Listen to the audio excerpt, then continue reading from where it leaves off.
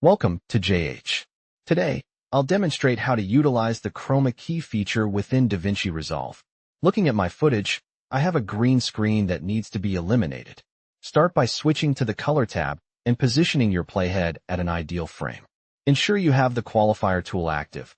Then simply click on the green area of your background to sample the color. Next, locate the in/out ratio setting and slide it completely to the left until it reaches -100. Use the invert icon to flip the selection. Now, right-click in the node area near the green dot and choose Add Alpha Output. Link the blue square from your node to the newly created blue alpha dot. You will notice the green background begins to vanish. To clean up the edges, adjust the blur radius slider until the green spill is fully gone. If any green remains, use the plus icon to select those specific areas.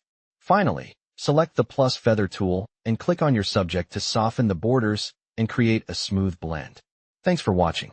If this guide helped, please like and subscribe. See you in the next one.